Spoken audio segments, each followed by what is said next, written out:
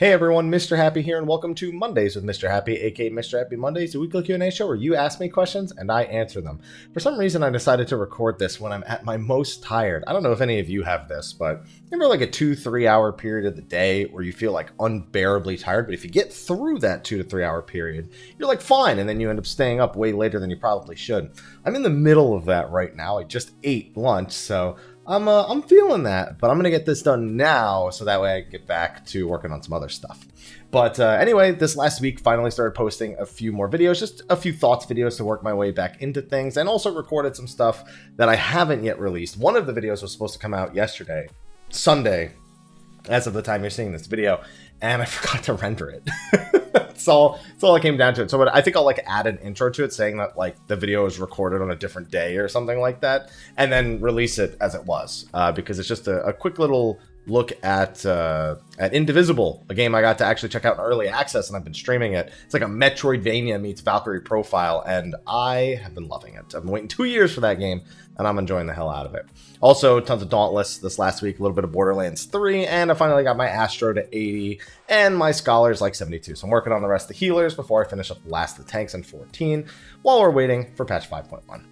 But with that, let me thank our patrons. Of course, you guys are used to seeing that list by now that scrolls up and through. And of course, for me thanking them, as well as thanking our patrons of Darkness, Khuja Cross on Jenova, and Kurenai Oni, who have been massive supporters, especially through the little bit of the YouTube content drought. Appreciate all of you who tune in every week. And to patrons, you guys rock. And patrons of Darkness, above and beyond, like I always say. So thank you to everyone. With that, we've probably got some questions to answer. So let's take a look at last week's comment section and see if we've got some decent questions. All right, first question, hashtag Mr. Happy Mondays. Hey Haps, glad to hear things are going better for you. Hope they continue to improve. Thank you. As I've enjoyed a lot of games this last month, I feel like that's helped quite a bit. I've always admired how you tend to look at 14 objectively. Well, as objectively as I can. I'm a self-proclaimed Final Fantasy fanboy, so objectively is... I'm sure there's some bias, even when objectively looking at something. But either way, appreciate the outlook on my outlook. However, if you were to be completely selfish for one moment, what are one or two things you would love to see in the game, regardless of whether or not they're possible or a good idea? Bonus points if you could say why they would never work. Honestly, there's not like... I'm sure if I really dug deep in myself, I could find a system that's not there, like, you know, Mythic Plus and World of Warcraft, or, you know, the raids all being interconnected. But they're things that I guess I've gone so many years doing that, you know, dungeons and raids and whatnot, that, like, I don't feel like I absolutely need those things. I find most often, I just kind of need more challenging content. So which is why Mythic Plus and the raids are kind of like the first two places I go in the first place. So for me, it's really just more raid bosses, whether it be more ultimates or more things like the Baldesion Arsenal, even if on a smaller scale with better entry requirements defined and not necessarily behind the super grind that was Eureka. But you kind of get the idea, you know, that permadeath punishing content. Also, access to the more challenging floors of Heaven on High and Palace of the Dead, leaderboards for Palace of the Dead and Heaven on High. I'm sorry, not leaderboards, seasons. That's the word I'm looking for, with almost feast-esque seasonal rewards for people who place well in a given time. And there's all sorts of things that I would really like to see. But I think it boils down to, I'm pretty happy with the content that we get, and I kind of just want more of it. You know, I want more Savage Raids, I want more Ultimates, I want more, you know, I just more of all the more challenging things. So that's really my selfish thing. But I'm one of those gamers that's like, I'm self-aware that I'm unpleasable, because no matter what you give me and no matter how happy I am with it, once I'm done with it and there's not another carrot on a stick, I'll always be like, there's not enough content, I need to do this, I need to do that. But, you know, ultimately, I'm at least self-aware enough to know that if I got what I wanted, nobody else would be getting what they wanted. And that's just kind of screwed up. So more challenging content is the ultimate answer. And next one, hashtag Mr. Happy Mondays. Hello, Happy. Hello. So is tank clunky? No. That's an easy answer. No, I don't. Maybe one of the individual ones might, like, for example, you might find some people don't like to play Gunbreaker because during a burst window, if you need to pop a defensive cooldown or provoke, your OGCDs are usually filled to the brim. So it requires a lot of forward planning, especially during your Gnashing Fang combo. If you're ever like disconnected from the boss or used too many of your gap closers without thinking, it's a lot of forward planning. And not that doesn't exist for the other jobs, but it can be a little more frustrating on Gunbreaker. No, I don't think tanks are clunky at all. I occasionally tank through dungeons and primals and whatnot, and I'm just like, okay. I kind of find it relaxing, if anything, because I'm just like, this is outside of just trying to pump out some more deeps. This is very relaxing because I don't have to do all the things that do as DPS or healer. So I find I don't know, I like it. Bonus: are you afraid we'll jump the shark? Do something crazy or silly. There's nowhere to go from there. I have no idea what you're talking about, so I can't answer that second. I don't understand the second. Jump the shark is certainly a phrase, but on what? So I don't know. Next one, hashtag Mr. Happy Monday. Hey Haps, how you doing? I'm doing alright. You doing alright? I'm doing alright. Quick 14 unrelated question. So it doesn't have anything to do with 14. That's fine. Don't worry. I was just like, could have said non-14 question. I'm just being a stickler. Any thoughts on the hype of WoW Classic? I feel like I've answered this probably before. Am I the only one who thinks the players are massively pushed into playing, especially paying for the same game again? What's next? Releasing the expansions again? Love to hear your thoughts as a gamer. Thanks and apologies for the English since it's not my native language. So I would sort of agree with you, but you don't. You pay the same sub you pay for retail, and you don't have to buy the game again. So someone like me who has owned World of Warcraft but hasn't touched it in years and years and years, I didn't have to like buy anything. I just started paying for my subscription again and logged into WoW Classic. I think that's kind of the of all the things WoW Classic people can say about it, I think the number one thing Blizzard got right with WoW Classic was including it with retail. Because there's still, as much as people meme on it and they meme on BFA and the status of it, to act like nobody plays BFA would be ignorance, you know? There's definitely a lot of people who still want retail to improve and, you know, turn into something that they enjoy as much as they used to enjoy it. But to have this in between means two things. One, it means that people who really want the experience have an official way of supporting it and showing Blizzard that they do enjoy that level of content and will pay for it. The people who only use it for retail are mostly saying, you know, forget the old experience. You know, as much as people may meme on it, I still play for the current experience. You know, I don't have the same amount of time, or there's way more variety in the gameplay that I can actually go for. Maybe I enjoy the item hunt. But the big thing I feel is that the people who play both, it's the greatest value amongst everything. I'm personally not super hyped for WoW Classic. I played it, I got to 37, but I haven't been able to bring myself to log back in with all the game releases that have come out September and into early October, and now 5.1 coming out. It's just not been a high enough priority. It's not fun enough for me to be like, yeah, let me grind to 60, which really doesn't take that long. It just requires a bit of commitment. When I could instead be, you know, playing Final Fantasy VIII Remastered, and, you know, I worked on that. I did the Platinum Trophy for that. I did a No Junction run for that. Borderlands 3, which I had a massive amount of fun with, and still am playing into the free updates and whatnot. You know, and then there's all the other choices that popped up. Monster Hunter World Iceborne, which I skipped, but I still respect it as a really great choice to spend my time with.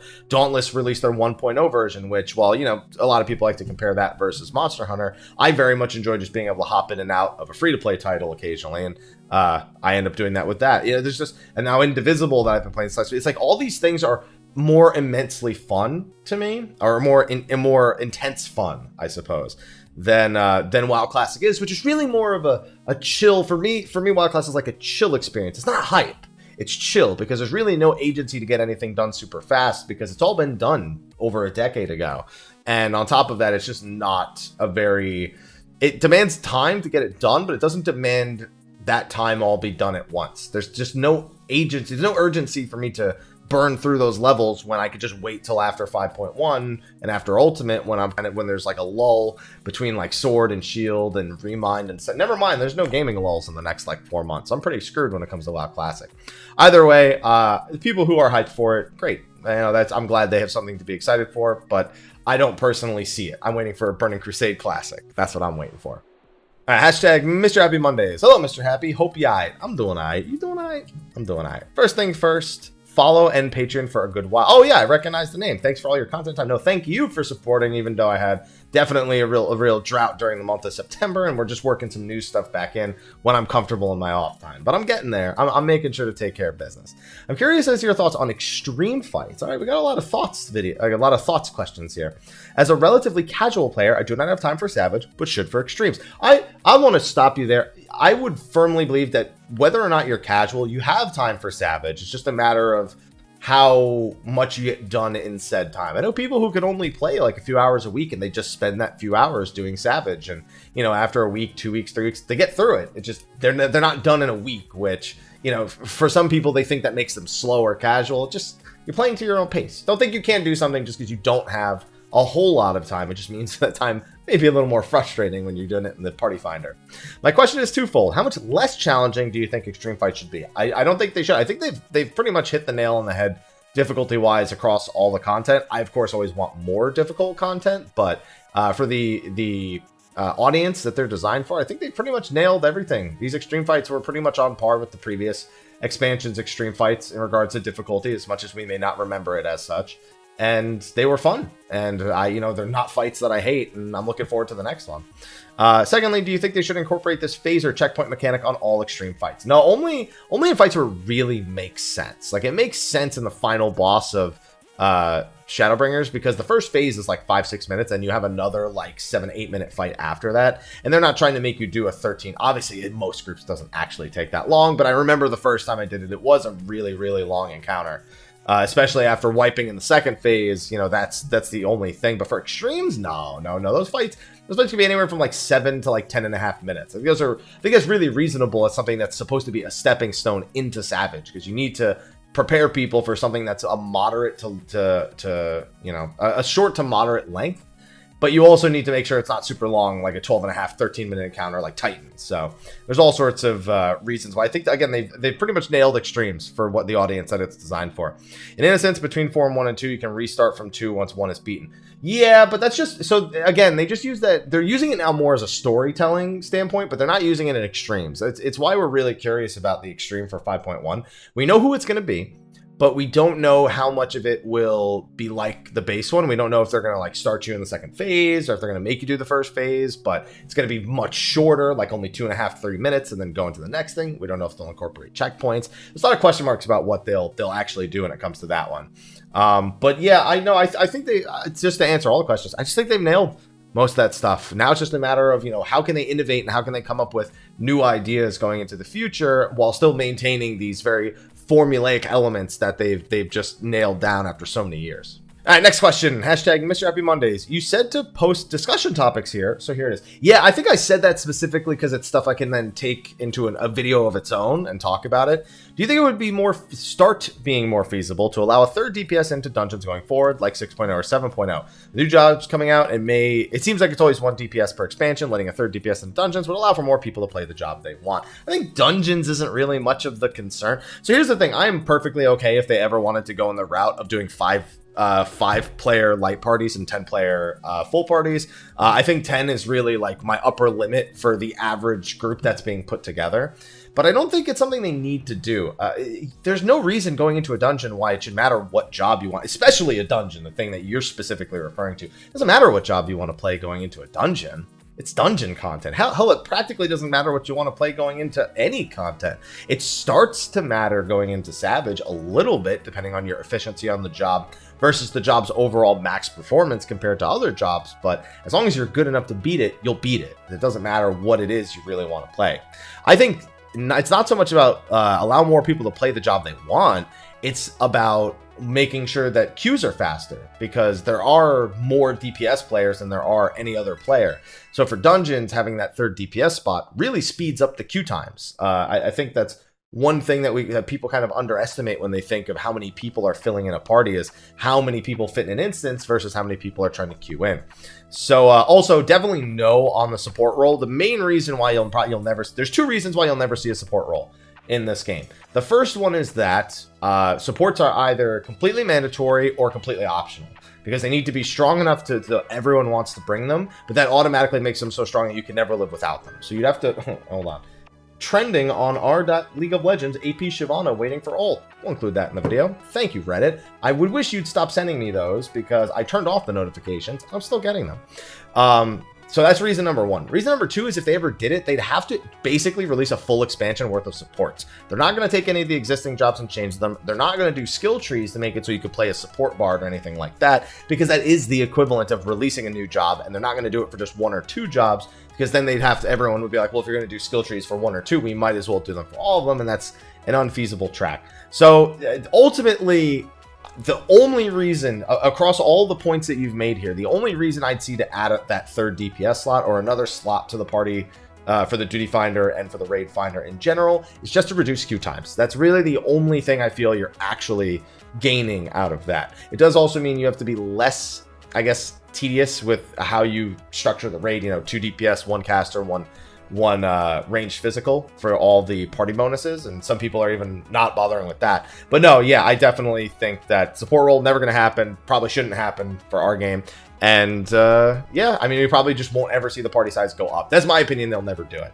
But if they do, I'd be perfectly okay with it, because I think that's a good size for parties altogether. I think there's a reason why WoW does it, or did it, I guess I should say. Next question, hashtag Mr. Happy Mondays. Hey, Mr. Happy. Hello. I noticed that raids don't implement ads nearly as much as earlier bosses. The time 2 tanks had to worry about a boss and add ads simultaneously was 07 with Dataluma. Oh yeah, for some reason I thought you were talking about turn 7. Yeah, 07 with Dataluma. Wanted your opinion is why developers have shy away from ads, and your opinion on they prefer bosses with or without ads. I don't think it's a matter of preferring bosses with or without ads. It's a matter of how the ads are used. I think that I don't really like Guardian as an encounter. Looking back, I feel like it's slow, it's long, it's very uninteresting. It was cool for like learning the first 3/4 of it, and then it just, I don't know, I burned out on that fight really quick in terms of interest. But the way that fight incorporates ads, I think, is a smart way to do it. You can very clearly predict the ad, you can predict its location based on the boss rotation, and there's a lot of really positive things that go into it. There's also not an onus on tank swapping. The only reason you really tank swap in that encounter is specifically to line up tank cooldowns. Like if one tank's out of cooldowns, the other tank can swap onto the boss and take over from that. And that even just largely depends on what your actual tank makeup is. So having ads makes a lot more sense because there's no forced tank swaps. It makes you think a little bit more intelligently about tank cooldowns. And when I think of ads, that is the number one thing I think about, is how are the tanks specifically being challenged with this. Now, there's all sorts of ways you can do ads. You can do ads that tanks can't tank and just need to be killed by the DPS. You can do ads that need to be healed, like we saw in Shinryu, and like I think we've actually been missing more of it. I'm surprised they haven't done like heal to full style ads or Asuna ads or any sort of cast on ads. I'm surprised they haven't done that as much, because I think it's an idea that they should definitely explore more of. So I'm only partial to a fight being designed cohesively. If things are happening for no reason, or it feels like they were just kind of thrown in there and they don't mix with the rest of the fight, that's when things really feel off. That can be down to individual mechanics, or that can be down to ad spawning. So I don't know why they actually didn't do as many ads in this one. Maybe they thought ads would become too easy because of the sheer amount of AoE that's freely available without worrying about resources. So instead they wanted people to really focus on how well they fought that singular boss and the 2 ads that we do actually have. I think, Titan technically has the jails, and Eden of course has the 2 ads that come during the ad phase. But yeah, I don't know. I think a lot of us were pretty surprised that they didn't include more ads now that AoEing is more viable, because you could also argue that it means players actually should be challenged to use those things in the middle of every style of content. I think we might see a little bit more variety going into the next raid tier, but until we actually see it, we'll have no idea.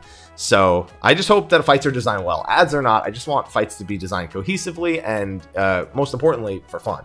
Hashtag Mr. Happy. Hello, by the way. Pizza is life. Hello, Haps. It's me, Le French viewer.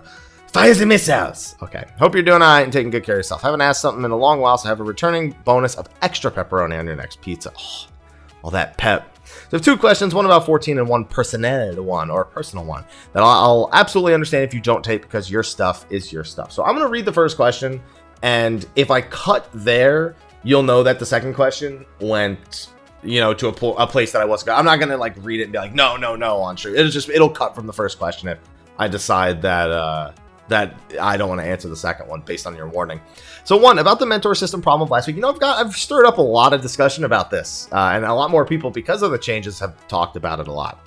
The point is to have skilled players in that category. Would it be good or bad for you to evaluate the relevance of a mentor? You need that mentor to have cleared the latest EX fights and refresh at each major patch. So I think the idea of refreshing, that's something mentors should need to requalify or at least reapply for their mentorship. I actually do like that. I feel like the people who really care about it will go out of the way and do it. Of course, there's still going to be people that do it just for the crown, but there are some people who can't log in every 40 days to keep their house. So having something like that on mentors, where if you haven't played in a while, it's removed automatically because you're not logging in and requalifying, and then reapplying for it needs probably to add a process. They need to make it so the people who really want to teach people go out of their way, because in my experience, there are good mentors, but the majority of people who actually want to teach other players don't bother with the mentor status. They just do it, you know? They do it regardless of whether or not they get access to another roulette. At least that's in my experience. Now, that being said, whether or not they beat the latest EX fights, I've carried some pretty rough EX fights in my day. You know, I've seen people get by with just way below a par experience. So that was my biggest problem, is that proving people are quality players, even if they've cleared certain degrees of content, is really, really tough, because people can have their friends help them clear it. People can pay for clears. Like, there's all sorts of ways to get around it. Like, hell, you know, people would argue that I might not qualify for mentor. I did E4 Savage with friends because I wasn't getting along with my raid group quite the way I wanted to, the one that was put together at very last minute. You know, good bunch of people, but I could just tell we weren't going to stick together. So under my own words, what I just said, you know, I cleared it with friends and didn't learn it from scratch. Should that mean I'm qualified to teach people about it? You know, that's an honest question that I think is worth considering. You know, how would you feel about that if, you know, someone went with their friends, even if they'd seen most of the fight, and cleared it without progressing it from scratch? You know, people have a lot of different opinions on what's considered experience and what makes you a good teacher. And I think the problem is, with the mentor system, there's no checks. There's no checks and balances. There's literally just, have you played this game enough? Okay, we'll assume that maybe you know what you're talking about. So refreshing at each major patch I like, losing it after not logging in for a certain period of time I like, updating the requirements frequently, I do think is still a good idea. I think you're kind of onto the right idea. I don't know if EX Primals is the right way to do it, but I like your suggestions, making sure the people who care about it actually are going through the steps to maintain it and aren't just sitting on a crown. All right, I cut the second question. I think you figured that out at this point, but all the same, I will say, at the very least, before I answer this one, I do kind of appreciate the tone of the second question, but definitely not something I'm going to dig into on the live stream, but I don't mind it being there in writing in the comment section. So thank you for your questions on the last one. Next one is, hey Haps, hope you're doing well. 2 quick questions. Oh, sounds like Aloha just woke up. Did they ever say what happened to the roaming primal idea they originally told us about before 2.0? Also, what do you think the tease content is they mentioned would have us going, whoa, they've been sitting on this the whole time? So if I'm not mistaken, they said that last expansion for Stormblood content that they've been sitting on this the whole time idea. We have no idea. They'll never tell us what idea it was that qualified for that. Oh, Aloha. As for the roaming primal idea, they get asked this once a year, and they say it's not like it's something that they'll never do. It's that they haven't ever found a good way to incorporate the idea into content. So it's like, they can't just have a primal roaming around and you get to summon it, because then, you know, the world first groups need it, and then if the implication of using it in combat is very much not something that I think they want to follow through with. So just having primals roaming around the world, is that not just fates like Odin and Ixion and whatnot? So I think they've just come to an issue where having primals roaming around has just not been practical, but it's not something they've given up entirely on. It's like Eggy Glamour. They always keep it in their pocket, and one day we may see it culminate into something. What that is, we have no idea. And who knows if they'll ever incorporate it into anything, you know? It's just a matter of waiting and seeing. Next question. Hey Haps, hope you are doing well. I am doing well. My biggest struggle right now is I can't play Indivisible off stream because I don't want to get ahead of the story while I'm not live. But other than that, I'm doing all right. I was wondering how long it takes for you to create one of your guide videos. I find that making a measly 2 to 3 minute video takes me an hour and a half almost. Obviously, you've done that kind of work for years, so it probably wouldn't take you that long. Do you think an hour and a half is a ridiculous amount of time you spent on making such short content? I like making content, but I want to be more proficient with it. I think that if you were to ask like a professional video editor, somebody who does things for like movies or commercials, you'd find that they'd actually say an hour and a half is very little. I forget what I think it's 10 hours per minute is the average for like a movie of some kind, but obviously they have multiple editors and they mash things together. It's not one person sitting behind and doing that, or it would literally be impossible to finish half those things. So it's something along those lines, but no, I'm not too surprised. It depends on the quality of the thing you want to make. A lot of the times I do videos like this where I'm talking, discussing thoughts, things that are happening in 14, other games. It's honestly very laid back because I do stream for 7 hours a day, then still need to do lunch, dinner, spend some time with my girlfriend, spend some time with my cat, take care of things around the house, and I still need to do some YouTube content. So if I ever want to get anything done, it's usually got to be in like a 3 to 4 hour time frame, and then sometimes it takes multiple days. When it comes to making a guide video, however, It largely depends on the complexity of the fight. Some guides I can burn through in a matter of minutes, and that's from start of recording to end of editing. Some of them, God, I don't think I could measure them in hours. So the general process is sit down, write a script, check the script, do a test recording, see if there's anything you want to change. It's basically like a final draft. Do a final recording, in which case you still usually find mistakes and things you want to change, so you have to do that. There's multiple takes for each of them. Then you have to edit down the audio. You have to sometimes check the levels of the audio if you don't have like a template or something. My template, I feel like I've screwed up recently, like multiple times somehow. And then what about the footage? What kind of footage are you using? Are you taking publicly available content like trailers and whatnot and just mashing it together, or just playing it in the background as you talk? Are you taking the time to make arrows, design your own diagrams? How much sample footage do you want? How many different perspectives of something do you want?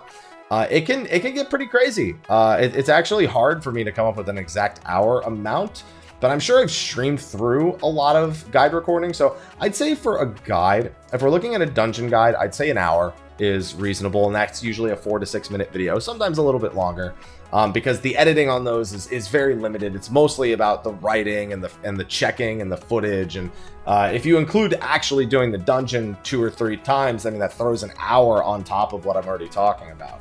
So then, yeah, it's really hard to figure out. Yeah, it's just a matter of how much of the footage getting you consider like working on a video, because that for me is what adds hours and hours and hours, and then checking through it all and trying to find the right perspective and asking friends if they have POVs, and then them uploading it and downloading it, and there's all sorts of things that can go into it. So I think Titan took me like a good 12 to 13 hours, probably longer, not including actually getting the footage, which I spent God, I don't know, 12 hours ish on the footage alone, plus multiple weeks of footage, so that's probably an extra like 30 minutes to an hour on the week. So yeah, I would say for a 2 to 3 minute video, you're looking at an hour and a half. I'd say that's reasonable, depending on what kind of video it is. But I'd say you're on good pace. But once you get like a template and you get a workflow going, it speeds up. Trust me on that one.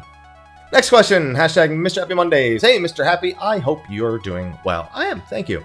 I have 2 questions regarding Savage content. I'm fairly new to this content, so I've never bothered with it in previous expansions. I decided to attempt Eden Skate Savage, and to my surprise, was able to clear through pugging. Congratulations, you got through all of it. That's great. My question involves skipping fights. I no longer require gear from E1 Savage, so I'm wondering if I can just skip it each week and simply move to E2. Yes, so you can skip fights. You can do the fights. You can go to the fight that is ahead of the fight you cleared for the week. But keep in mind that as soon as, in this example, as soon as you enter E2 Savage, now without even clearing it, as soon as you enter it, you're forfeiting all your E1 Savage loot for the week. But you can go right to it if you really don't want to do E1 Savage anymore. It's a perfectly reasonable thing to do, and you're not the only one who does it, that's for certain. Second question involves the removal of loot restrictions. Plugging in the 4 fights every week is usually a very long and inefficient process, as you end up spending most of your time just sitting in the party finder. If I don't have a BIS list in the next few weeks, I'm hoping I can just grind it out right before the next raid tier. So my question is, when will the loot restrictions be lifted? Fortunately for you, in Stormblood, they actually started lifting a loot restriction before the next raid tier came out. Before Stormblood, they used to wait until the next raid tier was out before lifting it. So what you're probably looking at is, we're assuming October 29th is patch 5.1, and with that, I'd probably assume probably early to mid-December would be the removal of the loot restrictions, so right in time for the holiday season when everyone's home and or traveling. So yeah, probably early to mid-December. It's usually, I don't remember the exact number of weeks. It's like 6 to 8 weeks before the patch that's following. We're assuming February-ish will be 5.2, like late February. So with that in mind, look for December. Hopefully it's around that time. And apparently, as luck would have it, that was the last question I guess I can answer. There's some that are like kind of questions, but they're not really like, hey, Haps, what do you think? It's more like stated one thing, and it's like, but doesn't it work that way kind of questions, and it's not really like an answer this kind of question. That's gonna be the last question I ask for this week's episode of Mondays with Mr. Happy, or I answer. I don't ask questions, you do. That's gonna be a wrap for me. Thank you everyone for watching. Be sure to like, favorite, subscribe, and share, and if you have questions, be sure to ask them in the comment section of the video below. Really appreciate everyone tuning in every week and asking those questions, because it gives me something to answer. There will be a State of the Realm this week. We'll just be talking about recent news. It'll be Sly and myself, and then we'll probably delay. Oh no, we can't even delay next week's episode, can we? Because this week's episode will be on the 8th. And then the following week's episode will be on the... No, we can, because the live letter will be on the 18th, so you can probably wait till Saturday. So we'll probably have State of the Realm on Tuesday this week, and then State of the Realm on Saturday the following week. I'll have to double check that, and I'll get back to you guys on that. But that's going to be a wrap. Thanks to everyone for watching. Thanks to everyone for supporting on Patreon, especially our patrons of Darkness, Khuja Cross, and Kurenai Oni. And I will see all of you in next week's episode of Mondays with Mr. Happy. Thank you. Until next time, take care.